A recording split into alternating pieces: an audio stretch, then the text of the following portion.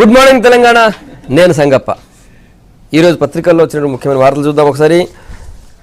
ఈ నోటు పాటలు నిన్న కూడా కంటిన్యూ అయ్యాయి. అన్ని బ్యాంకుల దగ్గర ప్రజలందరూ కూడా ఒకసారి క్యూ కట్టారు. మొత్తం అన్ని చోట్ల కూడా నిన్ననే నోట్లని కరెన్సీ ఎక్స్చేంజ్ చేసుకునేటువంటి అవకాశం స్టార్ట్ అయింది. కాబట్టి నిన్నటి నుంచి బ్యాంకుల దగ్గర మంది ఉన్నారు. ఈ రోజు నుంచి ఏటీఎంలు పనిచేస్తున్నాయి. ఏటీఎంలు కూడా 2,000 రూపాయల వరకు పర్ హెడ్ డ్రా చేసుకునే అవకాశం ఉంది.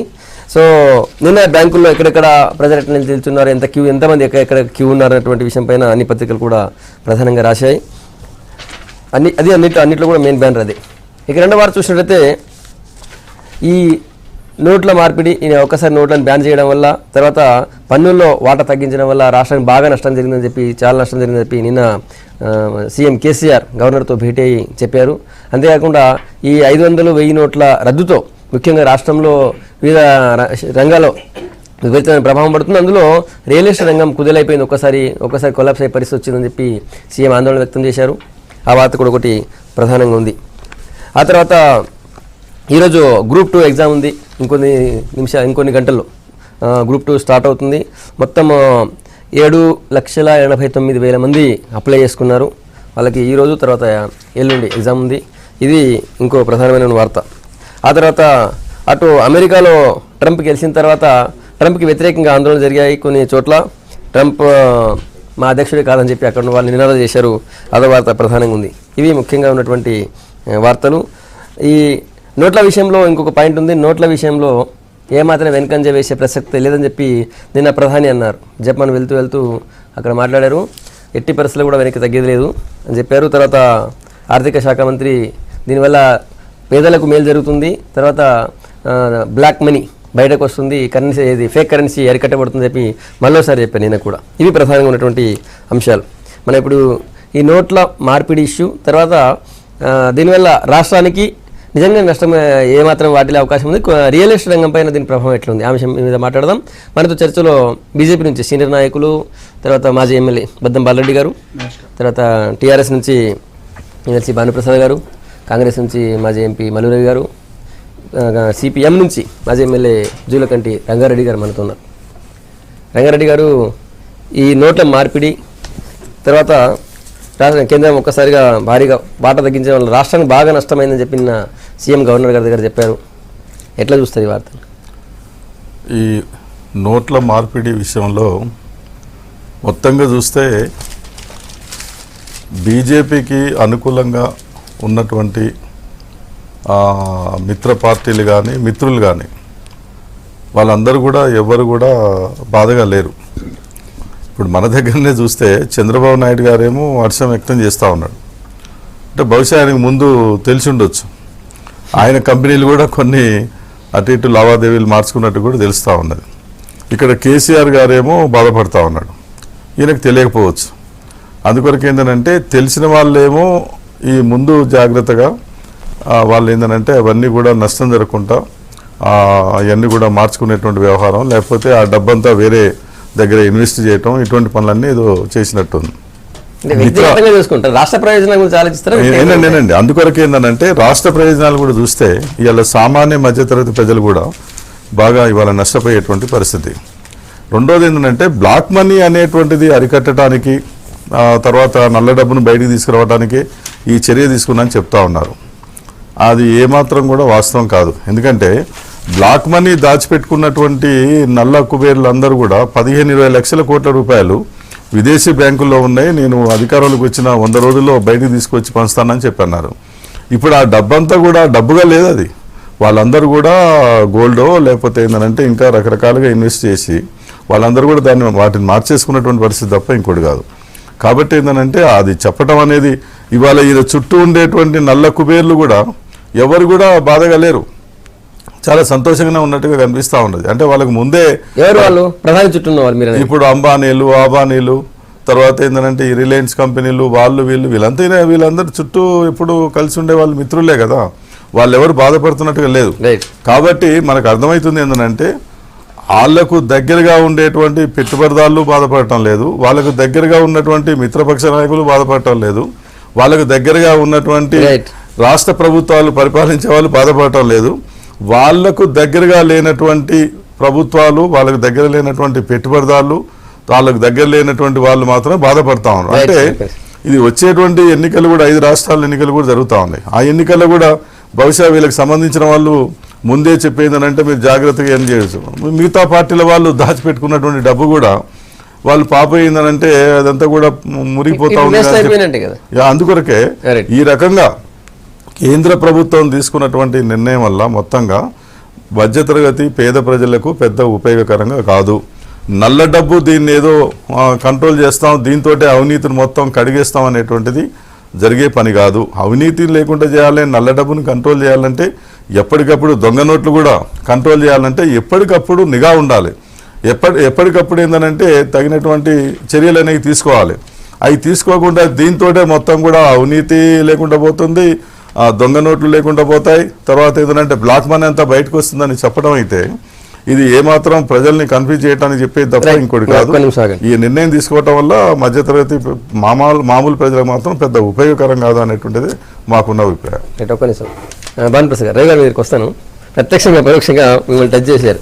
పక్క ఆయన హ్యాపీగా ఉన్నాడు, ఇక్కడ ఆయన హ్యాపీగా లేరని చెప్పి ఆయన అంటున్నారు. ఆయన అభిప్రాయాలు, ఎవరి అభిప్రాయాలు వారి అంటే వారు చెప్పడం జరిగింది, దాని కారణాలు కూడా చెప్పడం జరిగింది. వాళ్ళ అలయన్స్ పార్ట్నర్స్కి ముందే ఇన్ఫర్మేషన్ ఉండొచ్చు. అంటే హెరిటేజ్కి సంబంధించినటువంటి సంస్థని 2 రోజుల ముందే ట్రాన్సాక్షన్ చేయటం, 2 రోజుల ముందే హెరిటేజ్ సంస్థ మెర్జ్ చేయటం, దాన్ని అమ్మేయటం అనేటువంటిది చూసాం. ఆ రకమైనటువంటి ట్రాన్సాక్షన్స్ జరగటం, తర్వాత ముందే చంద్రబాబు నాయుడు గారు ఒక 500 రూపాయల నోట్ని రద్దు చేయాలని ఒక లెటర్ రాయటం. అంతకుముందు కూడా అంటే వారి చంద్రబాబు నాయుడు గారి గురించి ముందు ఇన్ఫర్మేషన్ వస్తే ఏ విధంగా ఉంటుంది అనేటువంటిది, అబ్దుల్ కలాం విషయంలో ఏం జరిగిందని రాజకీయాల్లో దగ్గరగా అబ్జర్వ్ చేసిన ప్రతి ఒక్కరికి తెలుసు. కాబట్టి డెఫినెట్గా అదే ఇది ఇక్కడ రిఫ్లెక్ట్ అవుతుంది. సో ముందే లీక్ అయిందంటారు. సో నేను ఒకటి మాత్రం ఏం చెప్పగలుగుతానంటే, ముందే లీక్ అయింది అనేటువంటి అంశాన్ని, ఎక్కడో దగ్గర కొంత లీక్ అయింది అనేటువంటి అంశాన్ని నేను చంద్రబాబు నాయుడు గారి లెటర్ ద్వారానో లేకపోతే ఇంకో దాని ద్వారానో కాదు, కానీ దాదాపు 25 సంవత్సరాలుగా, గత 25 సంవత్సరాలుగా నేను కూడా వ్యాపార రంగంలో ఉన్నటువంటి వ్యక్తి.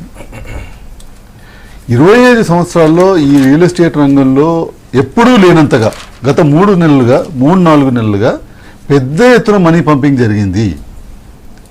ఎవరమైతే మేము అదే రంగంలో కొట్టుకుంటూ ఉన్నటువంటి వాళ్ళం ఉన్నామో, మా అందరికి కూడా ఆశ్చర్యంలో ఉన్నాము.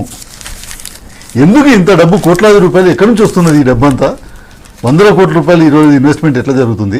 3 నెలల కిందట ఇదే హైదరాబాద్ చుట్టుపక్కల ఉన్నటువంటి భూములు 10 లక్షల రూపాయలు ఉన్నటువంటి భూములు 50 లక్షల రూపాయలకి ఏ విధంగా మారినాయి అనేటువంటి ఆశ్చర్యంలో ఉన్నాం మేము. డెఫినెట్గా కానీ నెలల్లోనే అంత మారిపోయింది అంటున్నారు. డెఫినెట్గా అంత పెద్ద ఎత్తున ట్రాన్సాక్షన్స్ కూడా జరిగినాయి. రెగ్యులర్గా మళ్ళీ రియల్ ఎస్టేట్లో ఉన్నటువంటి వాళ్ళు ఎవరు కూడా దాంట్లో లేరు. ఈ రంగంలో ఉన్నటువంటి వాళ్ళు చాలామంది దాంట్లో ఆ ట్రాన్సాక్షన్స్లో ఉన్నటువంటి వాళ్ళు కాదు. వీళ్ళలో చాలామంది వివిధ రంగాల నుంచి వచ్చి ఇన్వెస్ట్ చేసినటువంటి వాళ్ళే. మాకే కూడా అసలు ఆ ల్యాండ్ అమ్ముడుపోయిందంటే ఎవరో ఇంతకుముందు తెలుస్తుంది, ఫలానా ల్యాండ్ అమ్ముడుపోయింది, ఫలానా ప్లాట్ అమ్ముడుపోయింది అని అంటే ఎవరు కొన్నారు ఏంటి అనేది మాకు ఒకరికొకరికి తెలిసేటువంటి అవకాశం ఉండేది. కానీ ఇప్పుడు అటువంటిది ఏం లేదు. ఈ 2-3 నెలల్లో డెఫినెట్గా పెద్ద ఎత్తున మనీని ఎవరి దగ్గరనైతే గుట్టలుగా బ్లాక్ మనీ ఉందో వాళ్ళంతా కూడా దాన్ని ఆల్రెడీ ఇన్వెస్ట్ చేసుకున్నటువంటి పరిస్థితి చాలా వరకు కనబడుతుంది. ఇది ప్రాక్టికల్గా నేను చూసినటువంటి ఇది చెప్తున్నాను. ఇక రెండోది తర్వాత ఇన్ఫర్మేషన్ రాందే ఈ రకంగా ఏ విధంగా జరిగింది, గత 3 నెలలుగా ఇంత పెద్ద ఎత్తున ఎందుకు జరిగింది, మీరు ఏంటి అన్ని రిజిస్టర్ ఆఫీస్లో ఎంత పెద్ద ఎత్తున రిజిస్ట్రేషన్స్ జరిగినాయో తెలిసిపోతే. గత 3 నెలలుగా మీరు రిజిస్ట్రేషన్స్ కనుక తీసుకున్నట్టయితే ఎంత పెద్ద ఎత్తున రిజిస్ట్రేషన్స్ జరిగినాయో తెలిసిపోతే. ఎస్, డెఫినెట్గా అందులో ఎటువంటి సందేహం లేదు. అది డెఫినెట్గా ఆశ్చర్యాన్ని కలిగించేటువంటి విషయం. రెండోది, నిజంగా బీజేపీకి ఇప్పుడున్నటువంటి ప్రభుత్వానికి చిత్తశుద్ధి ఉన్నట్టయితే, ఒకవేళ బ్లాక్ మనీని కట్టేలు చేయాలని కానీ, లేకపోతే బ్లాక్ మనీని కరప్ట్ చేయాలని కానీ, కరప్షన్ని కరప్ట్ చేయాలని కానీ ఉద్దేశం కనుక ఉన్నట్టయితే, ఈ 2000 రూపాయల నోట్ని ఎందుకు ఇంట్రడ్యూస్ చేశారో దానికి గల కారణం ఏంది అని అనేక రాజకీయ పార్టీలు, అనేక వర్గాల ప్రజలు, అనేక స్వచ్ఛంద సంస్థలు కానివ్వండి, లేకపోతే సోషల్ ఆర్గనైజేషన్స్ కానీ క్వశ్చన్ చేస్తున్నాయి. దానికి ఇంతవరకు ఫైనాన్స్ మినిస్టర్ కానీ, ఆర్బీఐ గవర్నర్ కానీ, లేకపోతే ఒక వ్యక్తి కానీ, బీజేపీకి సంబంధించినటువంటి ప్రముఖ నాయకులు ఎవరు కానీ ఇంతవరకు దానికి సమాధానం చెప్పలేదు. 2000 రూపాయల నోటు మీరు ఎందుకు ఇంట్రడ్యూస్ చేశారు అనే దానికి సమాధానం చెప్పలేదు. అదే బీజేపీకి సంబంధించినటువంటి అలయన్స్ పార్ట్నర్ అయినటువంటి ఇదే చంద్రబాబు నాయుడు గారు 500 రూపాయల నోట్ని, 1000 రూపాయల నోట్ని రద్దు చేయమని చెప్పారే కానీ 2000 రూపాయల నోట్ ఇంట్రడ్యూస్ చేయమని చెప్పలేదు. మీ అలయన్స్ పార్ట్నర్లు 500 రూపాయల నోటు 1000 రూపాయల నోటు తీసేయమని చెప్తుంటే మీరేమో ఇంకా మీద నుంచి 2000 రూపాయల నోటు ఇంట్రడ్యూస్ చేసేటువంటి ప్రయత్నం చేయడం అనేది డెఫినెట్గా మీ చిత్తశుద్ధి తగ్గించేటువంటి విషయంలో ఎటువంటి అనుమానం లేదు. రెండోది ఇంకొక అంశం ఏంటంటే ఈరోజు మనం ఈ ఇంట్రడక్షన్ చేయాలనేటువంటి ఇది వచ్చిన తర్వాత మీకు రిజిస్ట్రేషన్స్ అంటే రాష్ట్ర ప్రభుత్వం మీద ఏ విధమైనటువంటి ఎఫెక్ట్ పడబోతుంది అని అంటే ఈరోజు రిజిస్ట్రేషన్స్ అన్నీ కూడా మొత్తం ఆగిపోయినటువంటి పరిస్థితి, స్టాండ్ స్టిల్ అయినటువంటి రాష్ట్ర ప్రభుత్వాలు నిర్దిష్టమైనటువంటి లక్ష్యాలతోని ఈ రాబోయే రోజుల్లో మాకు ఇంత రెవెన్యూ వస్తుంది అనేటువంటి దాంతో అన్ని పథకాలని ప్లాన్ చేసుకుని ఉంటాయి. కానీ ఈరోజు రాష్ట్ర ప్రభుత్వాలు రెవెన్యూని దెబ్బతీసే విధంగా రాష్ట్ర ప్రభుత్వాలకు వచ్చేటువంటి రెవెన్యూ దెబ్బతీసే విధంగా ఈరోజు సామాన్య మానవులు చేసుకునేటువంటి రిజిస్ట్రేషన్స్ అన్నీ ఆగిపోయినటువంటి పరిస్థితులు ఉన్నాయి. ఈరోజు రిటైలింగ్ రంగంలో పెద్ద ఎత్తున ఆగిపోయినటువంటి పరిస్థితులు ఉన్నాయి.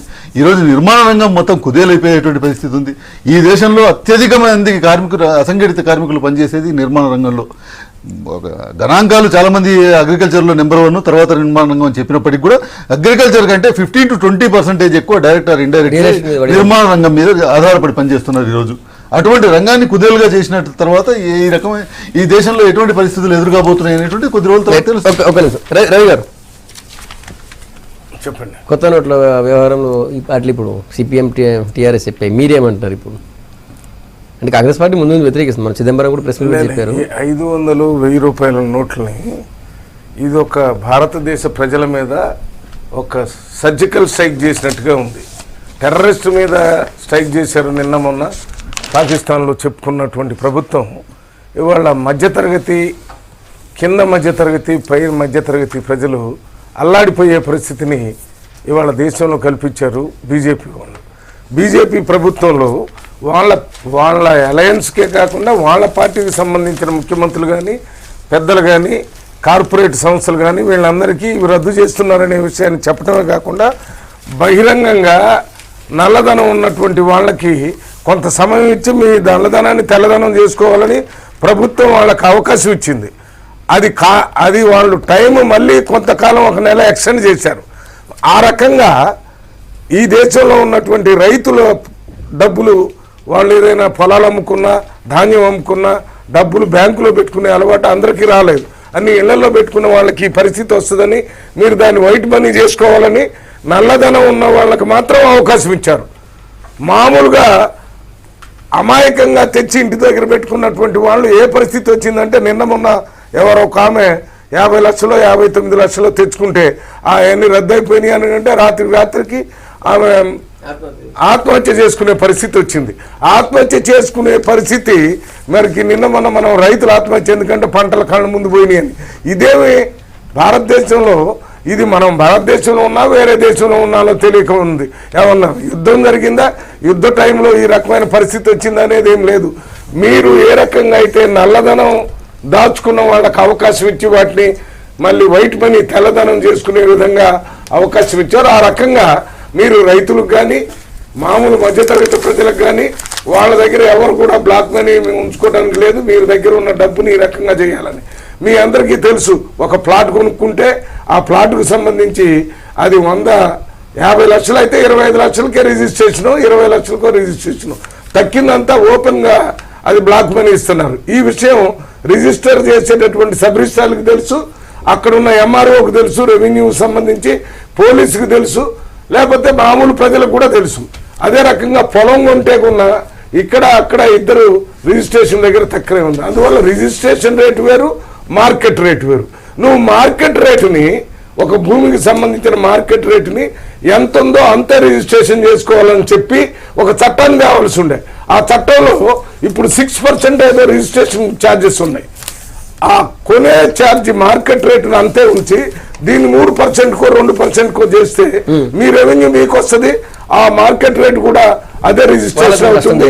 ఈ రకంగానే చేసుకోవాలని చెప్పకుండా చట్టాల్లో సవరణ చేసేటటువంటి వెసులుబాటు కేంద్ర ప్రభుత్వంలో ఉంటే దాని జోలికి పోకుండా మీరు చార్టెడ్ అకౌంటెంట్స్ ఏ రకంగా ఈ డబ్బుని మరి ప్రజల డబ్బుని ఏ రకంగా నల్లధనంగా చూపియాలో చేసేటటువంటి విద్యనే నేర్పుతున్నారు. ఈ భారతదేశంలో సిఏ అనే ఒక కోర్సు ఉంది. ఆ కోర్సు మొత్తం ఏంటంటే ఇప్పుడు ఒక వ్యక్తి దగ్గర ఉన్నటువంటి డబ్బుని సగం కొంత వైట్ మనీ కొంత బ్లాక్ మనీ చూపించేటటువంటి విద్య నేర్పుతున్నారు. ఆ విద్యలో మార్పు తీసుకొచ్చేటటువంటి చట్టాన్ని వాడు తీసుకొని రావాలి. ఈ రకంగా చేసిన వాళ్ళకి మేము ఏదైనా చేస్తాం. ఇప్పుడు ఏమైంది, నిన్న బ్యాంకులో 4,000 ఇస్తారని అంటే ఎవరికి ఇస్తారనేది లేదు అక్కడ. ఎవరు 4,000 మామూలు నోట్లు తెస్తే వాళ్ళకి ఇస్తారని. మరి దానివల్ల ఏమైంది, డబ్బులో ఉన్న వాళ్ళంతా దేశంలో ఉన్న ప్రజలందరినీ, మామూలు ప్రజలందరికీ ఇది ఒక డ్యూటీ, ఇది ఒక వర్క్ లాగా తయారైంది.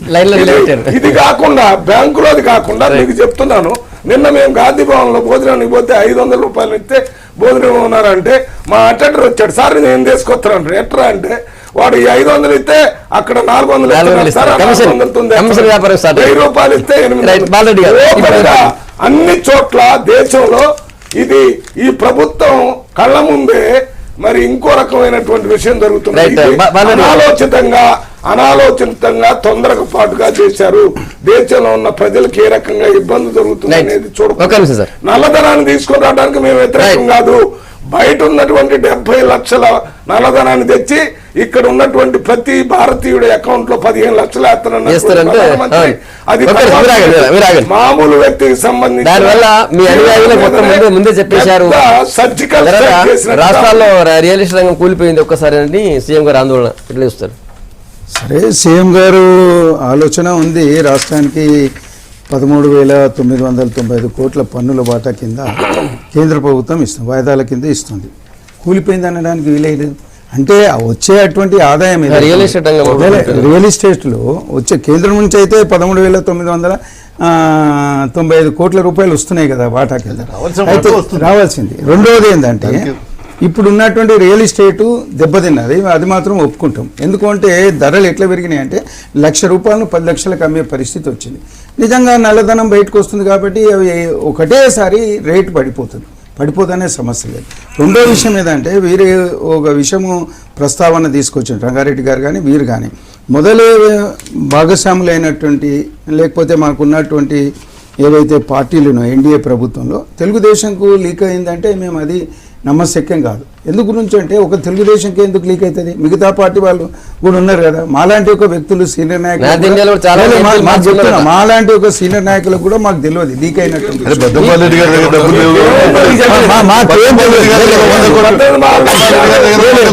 మాలాంటి వ్యక్తులకు రెండో విషయం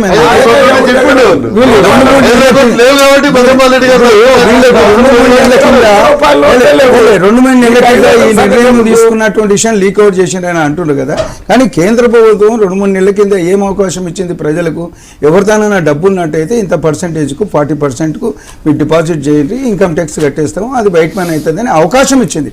2 నెలలు 3 నెలలు అవకాశం ప్రతిరోజు మనకు చూసినాం, అడ్వర్టైజ్మెంట్లో చూసినాం, టీవీలో చూసినాము, పేపర్లో చూసినాం, అన్నిట్లో చూసినాం.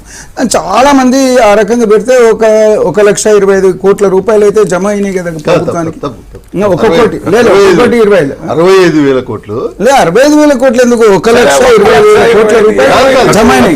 65,000 కోట్లు గణాంకాలు చెప్తున్నాయి కదా, గణాంకాలే చెప్తున్నాను నేను. 65,000 కోట్లని దాంట్లో నుంచి హైదరాబాద్ నుంచే ఒక వ్యక్తి 10,000 కోట్లు ఇచ్చాడు.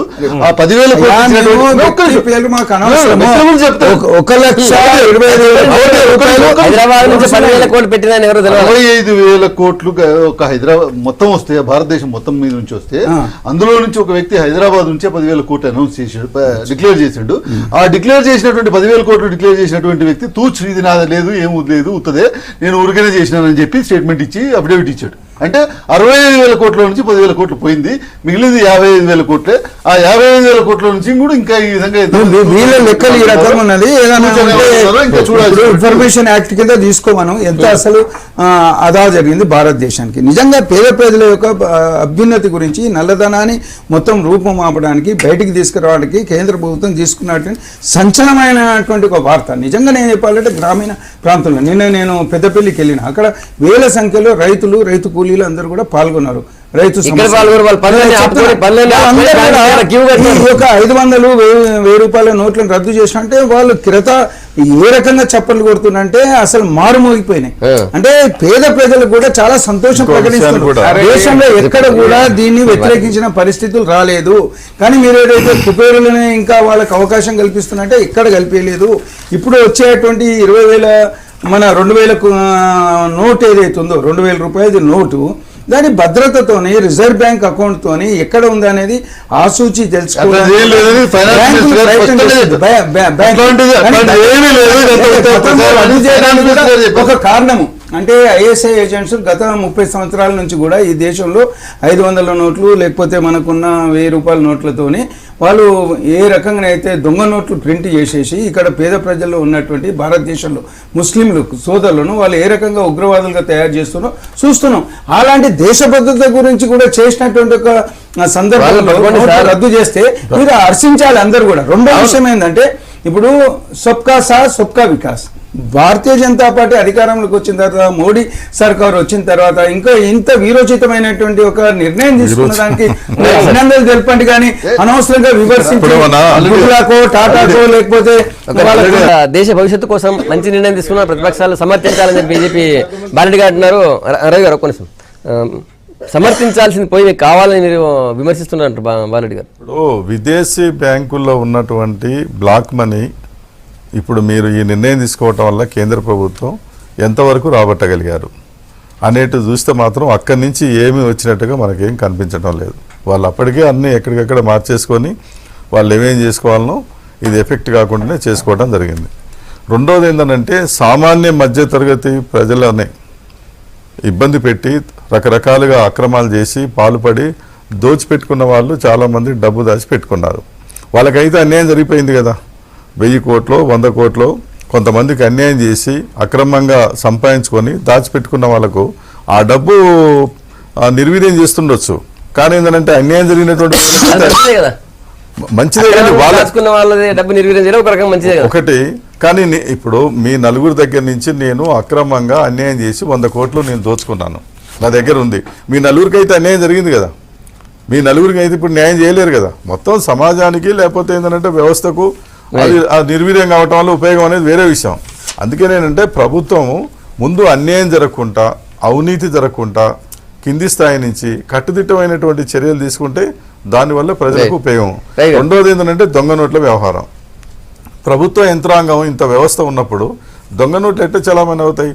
దొంగ నోట్లు చలామణి కాకుండా దాన్ని కట్టుదిట్టంగా అరికట్టి దొంగ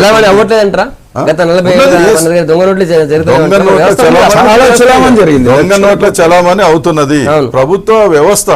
ప్రభుత్వ యంత్రాంగం ఏం చేస్తుంది? దాని మీద ఎందుకు నిఘా? అవినీతి అరికట్టడం చేత కాదు, దొంగ నోట్లను అరికట్టడం చేత కాదు, బ్లాక్ మనీ బయట దేశాల నుంచి తీసుకురావడం చేత కాదు. దీన్ని రద్దు చేసి మొత్తం కూడా అంత పరిష్కారం అవుతుంది అని చెప్పి ప్రభుత్వం చెప్పడం అనేది అది ఏమాత్రం సరైనది కాదు. మీరు సమర్థించాల్సిందిపై విమర్శిస్తున్నారంటారు. సమర్థించడం నల్లధనాన్ని నిజంగా మీరు తీసుకొచ్చేటటువంటి కార్యక్రమం చేస్తే దాన్ని పూర్తిగా సమర్థిస్తుంది కాంగ్రెస్ పార్టీ. కానీ ఇక్కడ జరుగుతుంది ఏంటంటే భారతదేశంలో ఉన్నటువంటి ఆర్థిక వ్యవస్థ అనే దానికే మనం ఇవాళ చలనం లేకుండా చేసాం. దీనికి ఒక ఇది వచ్చిందని చెప్తారు, మనిషికి పక్షవాతం వచ్చినట్టుగా ఇవాళ ఆర్థిక వ్యవస్థకి పక్షవాతం వచ్చింది. వాడి దగ్గర డబ్బులు ఉన్నాయి, ఆ డబ్బులు చల్లవు, ఆడు ఎక్కడ కదలటానికి వీల్లేదు.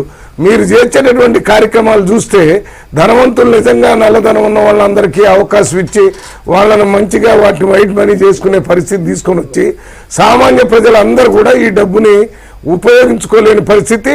ఇవాళ ఒక ఆమె చనిపోయింది, ఎవరో ఒక అతను డబ్బు ఇది ఈ రకంగా రద్దయిందని అతను చనిపోయాడు, ఇంకా ఎంతమంది పోతారో తెలియదు. ఒక్కటే నేను చెప్పేది, ఇవాళ భారతదేశంలో రాజ్యాంగబద్ధంగా మనం చట్టాలను చేసే అవకాశం ఉంది. ఇప్పుడు లొసుగులు ఎక్కడెక్కడున్నాయో వాటన్నిటిని ఆపు చేసే ప్రయత్నాలన్నీ చేసి చివరిగా ఇక ఇది చేయడానికి వీలు పట్టడం లేదనేది దీన్ని రద్దు చేయాలి. ఏం చేశారు మీరు? ఏం చేయడం వేరే ఒక్కటే పని చేస్తున్నారు. ఆ నల్లదేశం డబ్బులు లెక్క చూపిన వాళ్ళ మధ్య మాత్రమే చెప్తున్నారు. ఇవాళ సామాన్య జనులందరికీ విపరీతమైన బాధలు వస్తున్నాయి. అందువల్ల దీన్ని ప్రభుత్వ ఫెయిల్యూర్గా చూడాల్సిన ఒకటి ఇక్కడ మనం చూడాల్సింది ఏంటంటే ఈ దేశంలో నల్లధనాన్ని నిర్మూలించడానికో ఈ దేశంలో ఉన్నటువంటి అవినీతిని అరికట్టడానికో ప్రభుత్వాలు చిత్తశుద్ధితో పనిచేస్తే దాన్ని ఆహ్వానించదగినటువంటి నా లెఫ్ట్కు ఉన్నటువంటి వాళ్ళు నా రైట్కు ఉన్నటువంటి వాళ్ళు ఇద్దరు కూడా వాళ్ళిద్దరే లెక్క చెప్పలేనంతటి ఏంటి నల్లధనం వాళ్ళ పార్టీల్లో మొలుగుతూ ఉంటే కాంగ్రెస్ పార్టీకి సంబంధించి కాంగ్రెస్ పార్టీకి సంబంధించినటువంటి వాళ్ళ దగ్గర ఉన్నటువంటి మొత్తం వేలాది కోట్లలో 85% ఎవరి దగ్గర నుంచి వచ్చిందో మాకు తెలియదని చెప్తున్నటువంటి కాంగ్రెస్ పార్టీ మా దగ్గర ఉన్నటువంటి మొత్తం డబ్బులో 67% ఎవరిచ్చారో మాకు తెలియదు అని చెప్తున్నటువంటి బీజేపీ పార్టీ, ఈ రాజకీయ పార్టీలు ఈ దేశంలో అవినీతిని నిర్మూలిస్తామనో లేకపోతే పూర్తిగా అసలు బ్లాక్ మనీని కంట్రోల్ చేస్తామని చెప్పడం అనేటువంటిది నిజంగా ఒక హాస్యాస్పదమైనటువంటి విషయం. మొట్టమొదటిగా వీళ్ళలో చిత్తశుద్ధి ఉన్నట్టయితే ఏ ఏ ఏ చట్టాలు అయితే తేవచ్చని ఇప్పటిదాకా రవి గారు చెప్తున్నారో ఆ చట్టాలు 10 సంవత్సరాల పాటు అధికారంలో ఉన్నటువంటి మీకు ఆ చట్టాలు తేవచ్చు అనేటువంటి తెలీదా? ఈరోజు వాళ్ళు ఏదో ప్రయత్నం చేస్తున్నటువంటి సందర్భంలో మీరు ఈ చట్టాలు తేవచ్చు కదా అని చెప్తున్నారు. మీరు అధికారంలో ఉన్నప్పుడు మీరు ఆ చట్టాలు ఎందుకు తీసుకురాలేదు? ఈరోజు అనేక సందర్భాలలో ఈ దేశంలో ఉన్నటువంటి అవినీతిలో అత్యధిక భాగం, సింహభాగం రాజకీయ పార్టీలది. రాజకీయ పార్టీ గుంటలో మునిగినటువంటి అవినీతి గుంటలో మునిగినటువంటి టిఆర్ఎస్ పార్టీ కాంగ్రెస్ లో ఉన్న ఎమ్మెల్సీలని ఎమ్మెల్యేలని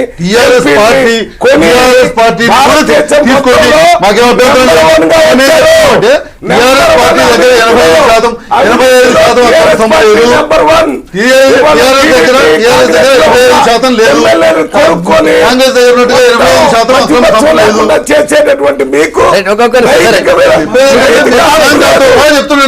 కాంగ్రెస్ అరే మొన్ననే నేను గణాంకాలతో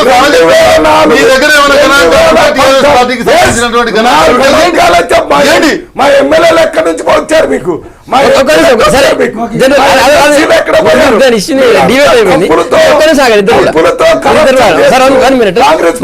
వచ్చేసింది మీరు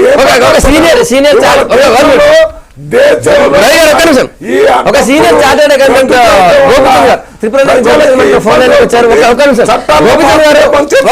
గోపిచంద్ గారు గుడ్ మార్నింగ్. గోపిచంద్ గారు, ఈ నోట్లను రద్దు చేయడం వల్ల ఎట్లాంటి అవినీతి రూపుమాపే అవకాశం తక్కువ, పైగా పెరుగుతుందని ఒకటి. రెండోది, బడాబాబులు ఎవరు బయటకు వచ్చారు? ఇప్పుడు కామన్ మ్యాన్ మాత్రమే, సాధారణ వ్యక్తి, middle class, lower middle class వ్యక్తి మాత్రమే రోడ్డు మీదకి వచ్చాడు. ఆయనే లైన్లో నిలబడుతున్నారు తప్ప డబ్బులు సంచులు ఉన్న వాళ్ళు ఎవరు తెచ్చి ఇంకా బ్యాంకులో డిపాజిట్ చేయలేదు. వాళ్ళు చేస్తారా చేయరా డౌట్ ఉంది ఒకటి. రెండోది, ఇది ముందే లీక్ అయింది. కొంతమంది పారిశ్రామికవేత్తలకి కొన్ని రాష్ట్రాల అంటే వాళ్ళ అలయన్స్ పార్టీలో ఉన్న వాళ్ళకి లీక్ అయింది కాబట్టి వాళ్ళు సర్దుకున్నారని ఒకటి. మీరు ఆడిటర్గా మీరు ఎట్లా చూస్తారు దాన్ని? నిజానికి వాస్తవానికి చూస్తే ఇప్పుడు మన కామన్ మ్యాన్ కి ఇమీడియట్ గా రిక్వైర్మెంట్ ఉంటే కామన్ మ్యాన్ కి డబ్బు మార్చుకుంటే తప్ప గడవని వ్యక్తి ఇమీడియట్ గా బ్యాంకుకు వెళ్తుంటారు. మిగిలిన ఈ నల్లధనం కలిగిన వాళ్ళు, అవినీతి పరులు, ఇలాంటి వాళ్ళకి ఏంటంటే దీన్ని ఏ విధంగా ఈ డబ్బుని మనం బ్యాంకులో టెండర్ చేయడానికి అవకాశం ఉంది, దాన్ని ఎలా చేస్తే ఏ పరిణామాలు సంభవిస్తాయి. ఉదాహరణకి బ్యూరోక్రాట్స్ ఎవరైతే ఉన్నారో, కరప్షన్ తోటి తీసుకున్న బ్యూరోక్రాట్స్ ఆ డబ్బును బ్యాంకులో పట్టుకెళ్ళాలంటే రాజమండ్రిలో మొన్న చూస్తే 3 కోట్ల రూపాయలు చెత్త కుండీలో వేసింది. ఎవరేసారో తెలియదు 3 కోట్ల రూపాయలని. అంటే అంతకన్నా ఎక్కువ భరించలేనంత పరిస్థితులలో ఉంటేనే జరిగింది. ఈ 30 డిసెంబర్ దాటిన తర్వాత ఈ డబ్బు ఎలాగూ చెల్లని డబ్బుగా మారే లోపల దాన్ని ఎలా చేయాలనేందుకు మీరు నిన్నటి రోజున చూస్తే 30,000 నుంచి 40,000 రూపాయలు జీరోలో గోల్డ్ కొనడానికి 40,000 రూపాయలు ఇచ్చి గోల్డ్ కొనడానికి ఈ జీరో డబ్బునంతా కూడా వాడుతున్నారు. అలాంటి వాళ్ళు నగదులోంచి గోల్డ్ లోకి మారేందుకు, ప్రస్తుతానికైతే గోల్డ్ లోకి మారేందుకు ప్రయత్నం చేస్తున్నారు డబ్బు నల్లధనం కలిగిన వాళ్ళు. ఏదేమైనా ఈ చిన్న వాళ్ళకి, మామూలు సామాన్యుడికి ప్రస్తుతం వచ్చిన కష్టం ఏమీ పెద్దగా లేదు. మామూలుగా ప్రతి ఒక్క చిన్న రైతు గాని, సామాన్య మనిషి గాని వాళ్ళకి సగటున అవసరమయ్యేది ఒక వారం రోజులకి ఒక 5,000 రూపాయలు సరిపోతుంది. ముందే లీక్ చేశారు, ముందే లీక్ అయింది. చంద్రబాబు నాయుడు అక్కడ హెరిటేజ్ షేర్ ని మార్చుకున్నారు. వేరే నార్త్ ఇండియాలో చాలా మంది ఎంపీలు మార్చుకున్నారు. ఇట్లా వార్తలు వస్తున్నాయి. ప్రతిపక్షాలు ఎట్టి పరిస్థితులలో నాకు తెలిసిన ఇన్ఫర్మేషన్ వరకు, నాకు తెలిసిన నాలెడ్జ్ వరకు, ఈవెన్ రిజర్వ్ బ్యాంక్ గవర్నర్ కూడా ఒక 2 గంటల ముందు వరకు ఈ స్కీమ్ గురించి తెలియదండి. రిజర్వ్ బ్యాంక్ గవర్నర్ కూడా దీనికి ఎప్పుడో అనౌన్స్ చేస్తారు, ఈ నోట్లు సిద్ధం చేయండి ఇది అనేది దీనివల్ల నిజంగా బ్లాక్ మనీ బయటకు వస్తుందా? ఈ